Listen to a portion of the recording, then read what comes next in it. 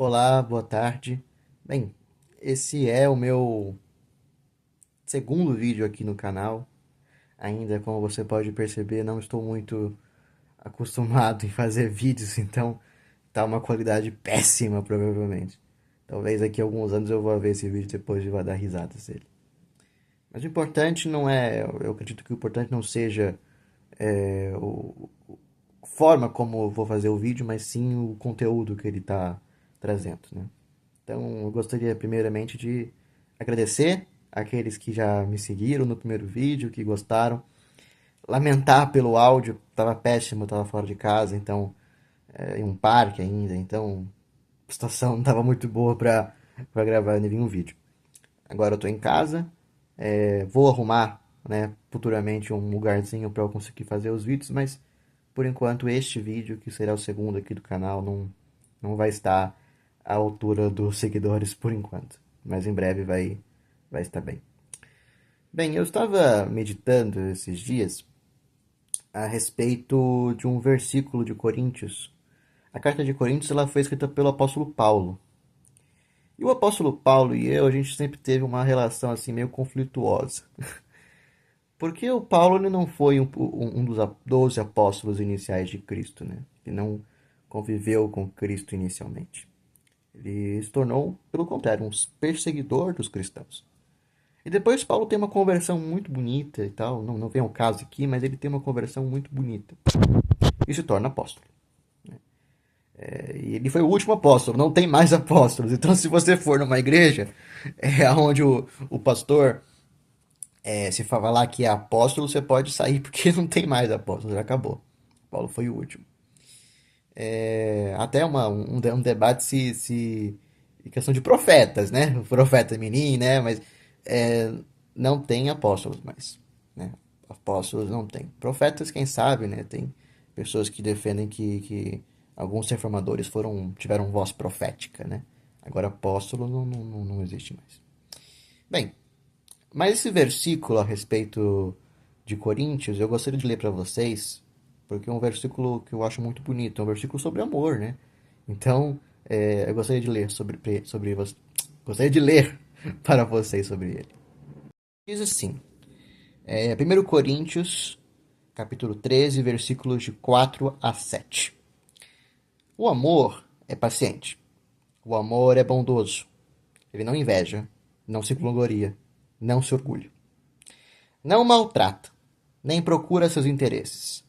Não se ira facilmente. Não guarda rancor. O amor não se alegra com a injustiça, mas se alegra com a verdade. Tudo sofre, tudo crê, tudo espera, tudo suporta. Este é o versículo de Coríntios de hoje. E é sobre isso que eu gostaria de comentar a respeito. Paulo fala aqui sobre um amor que, na minha visão, é um amor sobre Deus em relação aos homens. E antes de eu começar a estar gravando o vídeo, eu fiquei, né, pensando assim, como que Deus enxergaria o mundo? Enxerga, na verdade, o mundo hoje. Porque a gente vê, analisando a Bíblia, que o Antigo Testamento está cheio de visões de um Deus punitivo, digamos assim, né? E Deus não é um Deus punitivo hoje em dia. E há um motivo para isso, né? Nós sabemos. Jesus veio até nós, Jesus comeu entre os publicanos, comeu entre os pecadores, as prostitutas. Jesus conheceu o que era mais nefasto na história da sociedade naquela época. Então Jesus não chega, pelo contrário, ele não chega de uma manjedoura de ouro, ele chega numa manjedoura que nem sequer era para uma pessoa rica, nem uma pessoa pobre tinha uma manjedoura. A manjedoura não era para uma criatura humana, né? Ele nasce num estábulo, ele nasce na pobreza. Maria e José não têm uma casa, nem mesmo para dar a luz a Cristo. E depois ele convive relativamente na humildade, na pobreza. Ele não é uma pessoa rica como os fariseus achavam e ainda acham, né, que o Messias será uma pessoa muito rica, que ele vai construir o templo de Salomão, reconstruir o templo, né? Vai ter uma questão lá na teologia judaica desse Messias aí que vai chegar e vai ser um bambambam, e vai ser alguém, um cara forte, guerreiro, rico, enfim. Mas para nós, né, cristãos, nós sabemos que o Messias já chegou faz muito tempo. Agora nós estamos aguardando ele retornar. E todos os dias nós pensamos quando que Jesus vai retornar. Mas enfim. Bem, de qualquer forma, esse versículo de Coríntios, ele também fala a respeito do amor que nós, homens, sentimos uns pelos outros. Homens no sentido de homem e mulher, ser humano. Nós temos nossos desamores, nós temos nossos infortúnios, nós temos nossas tristezas. E eu escrevi algum tempo atrás sobre o perdão. O perdão, na minha opinião, ele é um dos pilares do cristianismo. Então eu vejo pessoas falando assim, mas aquele cara ali, aquela mulher ali, aquele cara, vamos supor, aquele cara ali, ele era um alcoólatra, ele era um adúltero, ele era uma pessoa horrível. E depois ele se tornou cristão, né? Vamos supor, virou crente, virou católico, independente. Foi pra igreja.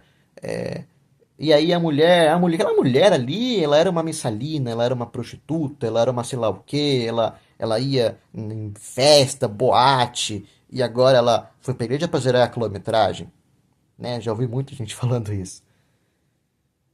Só que quem diz isso é tudo menos cristão.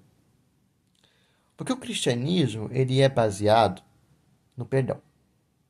Existem alguns pilares do cristianismo. E eu estava raciocinando sobre isso. Se me perguntassem assim, Carlos, para você, o cristianismo, ele é fundamentado em quê? Né? Quais são as principais teses do cristianismo? Provavelmente eu não conseguiria explicar tudo, porque são 2000 anos de história. Mas, se eu fosse pessoas precisam usar algumas poucas palavras, eu conseguiria usar as seguintes. O cristianismo, ele é fundamentado através do perdão, do arrependimento, da misericórdia e do amor. Essas palavras, elas juntas formam a graça que é dada a nós, através da cruz. É sobre a teologia da graça que mais tarde Lutero vai falar durante a Reforma. Essa teologia onde Deus tem uma relação muito íntima conosco. E o perdão, ele realmente não pode estar ausente da teologia cristã, porque se nós fôssemos olhar o mérito de cada um de nós para ser salvo, para ser santo, meu Deus, não teria ninguém no céu. Não teria ninguém no céu, só estaria vazio praticamente. Teria lá Jesus, talvez os apóstolos, mas os apóstolos também pecaram, então, né? Mas estaria lá o Jesus, os apóstolos, Deus Pai, o Espírito Santo, a Virgem Maria, e o resto não teria ninguém mais, provavelmente, porque até os profetas pecaram.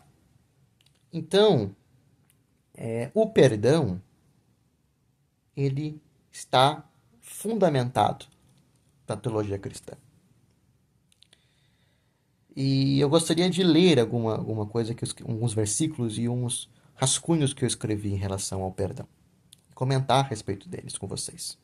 E usar, através de uma, digamos, de uma metáfora, esses versículos. Eu estava, eu estava, alguns dias atrás, rezando o rosário. Né? Algumas pessoas que me conhecem vão achar estranho. Mas eu estava rezando o rosário da forma como Lutero rezava, né? De uma maneira mais reformada, digamos assim. E eu estava meditando em relação a isso, e eu percebi como que o rosário, tem um terço aqui em casa que é de Jerusalém. É um terço que tem uma imagem de Nossa Senhora com o menino Jesus, e dentro é um camafeu, né? Tem um pedacinho de terra de Jerusalém, né? Eu fico muito meditando em relação a isso, pensando assim, caramba, essa terra muito provavelmente Jesus pisou nela, né? Eu não sou nem digno de tocar nessa terra, quem dirá de olhar para Cristo. Mas eu estava analisando o rosário e usando ele, E eu percebi como que é demorado, é muito longo. Nossos irmãos católicos são muito dedicados a ele. E merecem todo o respeito e admiração por isso, porque é demorado pra caramba. Demora, assim, mais de 1 hora, praticamente. Se você for meditar realmente de maneira correta, demora mais de 1 hora, muito provavelmente. E eu estava relacionando o rosário com o cristianismo. Olha que interessante. O cristianismo no sentido teológico mesmo. Porque assim, o rosário, ele é demorado, longo, comprido. Ele é até mesmo cansativo, inclusive para quem gosta, né? Eu gostei, mas até para quem gosta, eu também gostei, né? Tô, né, novamente aqui falando, mas para quem é muito fã mesmo do rosário, até para quem é muito fã, para quem não consegue ficar sem, é cansativo, né? E assim também é a nossa jornada cristã. Nós, como cristãos, nossa vida como cristão, não termina no batismo. Não termina, pelo contrário, começa. Não termina na Eucaristia, pelo contrário, começa também. Né? É uma jornada. Então é uma tarefa árdua, ela é diária, é complexa. Eu até poderia dizer, até mesmo, que ser cristão nos dias de hoje é antinatural. Ser cristão é muito complexo, porque ser cristão na natureza humana é muito difícil, muito nada a ver, é muito antinatural, não faz sentido, né? E o Tara vai falar isso mais tarde, né? Que a fé não pode andar com a razão, porque não tem razão na fé. E de fato não tem. Então isso é uma coisa que a gente tem que analisar muito, né? Sobre como que, às vezes, a gente vive uma vida muito difícil e pensa que por sermos cristãos ela vai ser fácil. E é o contrário, né? Se a gente for analisar a vida bíblica dos nossos personagens bíblicos, que de fato existiram, cara, você vai perceber que cada pessoa ali sofreu tanto. Não foi fácil, não. Então, a principal questão que eu gostaria de trazer hoje é sobre perdão. Perdão é o motivo inicial desse vídeo. Então vamos adentrar finalmente nele. Estava falando um pouco sobre o apóstolo Paulo. O apóstolo Paulo, antes de se tornar Paulo, ele era Saulo. A gente sabe muito disso. E mesmo quando ele se converte, a dor de Paulo, o pecado que ele comete, isso não passa. Porque ele fez uma coisa, uma maldade enorme. Ele, ele tira algo de alguém, ele persegue, ele faz coisas que nós, seres humanos, nós cristãos, mesmo aqueles que não são cristãos, veriam hoje com olhos de repulsa. E é engraçado, né? Porque a gente não se lembra do Paulo como Saulo, a gente se lembra dele como Paulo. Não no sentido de nome, mas sim de ação. A gente não lembra do Paulo, principalmente como perseguidor.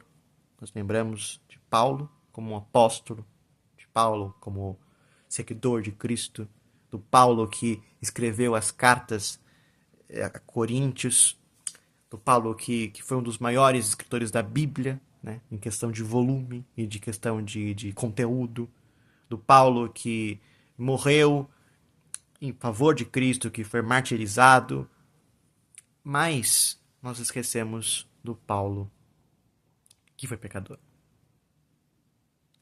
Nós esquecemos, mas e Cristo também esqueceu, mas Paulo não esqueceu. Da mesma forma, é assim com nossos pecados. Às vezes a gente comete um pecado contra uma pessoa, contra um grupo, contra alguém. E essa pessoa perdoa, essa pessoa esquece, essa pessoa não leva isso para a vida dela. Mas nós continuamos com isso. Eu me lembro de uma história que aconteceu na minha infância. Hoje, a minha avó, minha querida avó, vem aqui até São Paulo, onde eu moro. Ela não mora em São Paulo, ela tá chegando de viagem. E aí eu queria aproveitar para contar essa história. De quando eu era criança, eu era muito pequeno, devia ter uns 5, 4 anos mais ou menos. Minha avó acabou quebrando o brinquedo meu. Eu gostava muito. E eu sempre digo isso como um exemplo pro batismo infantil. Porque falam assim, gente, criança não tem pecado. Criança tem pecado e muito. Eu fui lá e, na raiva, quebrei um bibelô dela. Eu conto essa história em um artigo que eu escrevi no Medium. Medium. Eu quebrei um bibelô dela. E minha avó não ligou pro bibelô. A dor que eu queria causar não atingiu ela. Ela sempre foi muito liberal no sentido de apego às coisas materiais. E eu, pelo contrário, sempre me apeguei muito às pessoas e às coisas que me pertencem. E isso é e continua sendo uma dor muito grande na minha vida. Porque quando eu me apego a alguém, quando eu amo alguém, é muito difícil eu me desapegar. Muito difícil mesmo. Acho que e muitas vezes é impossível, mas às vezes eu nunca desapego. E não é coisas materiais também, até sentido financeiro, assim. Ah, você não gosta você é pegado a um colar de ouro que você ganhou. Não, não é isso. Eu sou pegado com coisas simples. Até mesmo papéis, anotações. É muito difícil de eu me livrar delas, se forem coisas que na minha visão são importantes. Desenhos, brinquedos, livros, bibelôs. Há muita coisa que eu guardo porque faz parte de mim, me lembra quem eu sou. E quando eu destruí o bibelô, foi uma dor muito forte, mas em mim. É como se o que eu tivesse feito tivesse me atingido, mais do que atingido ela. E eu pego isso e escrevo a respeito, porque eu também me preocupo com as pessoas que fazem mal às outras. Quando eu convivo com pessoas que falam abertamente sobre isso, ou então que falam mal da outra pessoa. Já teve casos, né? Teve um caso recentemente. Não vou me alongar para não ficar muito longo o vídeo. Mas teve um caso de um homem que foi violentado lá no Nordeste. Não lembro em qual estado. Ele foi morto durante uma torcida de briga organizada. E eu lembro de estar na sala de aula escutando pessoas rindo disso. Então acho que o mundo ele está fora dessa empatia, fora dessa questão de conseguir entender a dor do outro. E nós, até mesmo nós cristãos, fazemos isso muitas vezes. Porque eu tenho certeza que dentro daquele grupo tinha um ou outro que era cristão. Bem, eu queria entender o motivo disso. E eu fiquei raciocinando, pensando assim, fazer um método meio psicanalítico, meio psicanalítico freudiano. Eu gosto muito do Freud, embora eu discorde da visão religiosa que ele tem. Eu gosto do Freud. Ele foi um homem que eu tenho certeza que se o Freud estivesse vivo, eu iria me consultar com ele para conseguir ajustar muitas coisas. Eu tenho muitos traumas na infância, muitos problemas. É isso. Mas eu acho bastante interessante aí quando a gente percebe o mal que a gente faz às vezes. Às vezes não, muitas vezes também. E Paulo tinha essa consciência do seu pecado. Muito bonita, inclusive. Ele de fato se converteu, ele de fato entendeu o Evangelho. E, e isso faz com que ele seja um dos apóstolos, né, embora tenha sim suas polêmicas e suas diferenças, formas de interpretá-lo, sejam os apóstolos mais bonitos mesmo, mais dignos de lermos. Eu acredito piedosamente da mesma forma como Santo Agostinho acreditava em relação ao mal. O mal, ele não existe. O mal é o ausência do bem. Então, quando a gente faz o mal a uma pessoa, quer dizer que nós estamos vazios do bem. Por algum motivo. Estamos estressados, estamos doentes, estamos mal, estamos Nós não estamos num momento bom da nossa vida. Porque quando nós estamos num momento relativamente, minimamente bom, é muito difícil a gente ser maldoso com uma pessoa. Então, é uma forma da psicologia compreender a dor dos dois envolvidos. Eu acho muito bonito isso. A psicologia, ela explica muita coisa. E a psicologia, embora seja que fosse criada por um ateu, que é o Freud, ela tem uma base cristã maravilhosa. Maravilhosa. Eu estava lembrando de um Pondé. O Pondé é um filósofo judeu. Ele não é religioso, mas ele é judeu. Ele estava falando justamente sobre isso. Sobre como a gente percebe a culpa no cristianismo. E como isso é bom, a gente ter essa autocrítica. Enfim. Então, voltando aqui, eu gostaria muito de lembrar de uma frase do Lutero, né, sobre o batismo. Que diz assim: Pensei que o velho homem tinha morrido nas águas do batismo, mas descobri que tenho que matá-lo todos os dias. Isso é sobre a regeneração batismal. Que quando a gente morre no batismo, né, a gente morre nosso velho eu e nasce um novo eu. E eu percebi isso da pior maneira possível, que não é meio verdade. Não é meio verdade. É verdade, mas não é meio verdade. Porque a gente precisa matar esse cara todo dia. Todo santo dia. Todo santo dia. Não tô falando, tô brincando, não. Todo dia. A questão de matar um leão aí é fichinha. Em comparação de matar o pecador. Todo santo dia. Eu faço parte de uma igreja muito bonita. A Igreja da Paz. E o pastor dessa igreja, um dos pastores, é o pastor Herman. E ele deu uma pregação, uma das últimas que ele deu antes de se aposentar. Muito bonito. E o sentido do sermão era como viver, né? Como a gente precisa ter essa noção para viver. E quando o sermão acabou o culto, o coral da igreja cantou uma música muito bonita do Roberto Carlos e do Erasmo Carlos. É preciso saber viver. Eu não vou cantar aqui, mas talvez no final eu coloque um pouquinho essa música. Vou ver se não tem copyright, né? Mas seria mais ou menos assim: é preciso saber viver. É preciso saber viver. Ai, que vergonha. Mas enfim. Então, realmente é preciso saber viver. É preciso saber interpretar esse pecado. Lidar com esse pecado. Isso é o nosso maior desafio que nós enfrentamos todos os dias. Saber nossas limitações e saber como que a gente pode acabar machucando a pessoa que a gente ama. E para finalizar, quanto ao bibelô, ele acabou sendo destruído. E eu vou falar um pouco mais sobre ele nos próximos vídeos.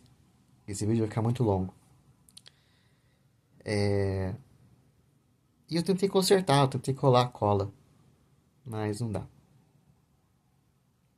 E aí você pode estar se perguntando, mas tem como a gente colar o que a gente pecou, o que a gente errou em relação ao irmão? Não. O que a gente faz, e eu gosto muito de uma frase que minha mãe fala muito, que a gente não pode, palavra lançada não pode voltar. Mais ou menos assim. Então o que a gente fala não tem como voltar mais. Acabou. Isso serve com a nossa palavra também. Quando a gente promete uma coisa, eu sempre fui uma pessoa que seguia muito a palavra. Quando eu prometo uma coisa, vocês podem me cobrar depois. Quando eu prometo uma coisa, eu vou cumprir. Mesmo que eu não goste, mesmo que eu não queira. Porque pra mim a palavra ela tem muita força também. Só que uma coisa que eu não percebo às vezes, e isso tem me custado muito, é como às vezes a palavra simples, não de promessa, mas que a gente solta quando tá nervoso, pode machucar alguém, pode ferir alguém, pode destruir a forma como uma pessoa te enxerga. Eu me arrependo muito dos meus pecados. Da mesma forma que Paulo, eu não consigo perdoar eles. Mesmo sabendo que os outros já podem ter perdoado, mesmo que sabendo que Cristo perdoa. por dentro eu me recordo deles. Como me recordo do bibelô, que talvez, muito provavelmente, se eu perguntar pra minha avó, ela nem vai lembrar dessa história. E eu não me recordo, por exemplo, do brinquedo que quebrou. Que ela quebrou acidentalmente. Eu não me recordo. Não sei nem a cor do brinquedo. Do bibelô eu lembro. Direitinho. Tintim por tintim. Bem, eu vou tentar em relação ao pecado e o perdão mais pra frente. E comentar como que nós devemos lidar com ele. Se há perdão de verdade. Não em relação a nós com Deus, mas em relação a nós com as pessoas. Eu tô com os olhos meio marejados, mas tem um motivo. Bem, de qualquer forma, eu vou encerrar o vídeo porque tá muito longo.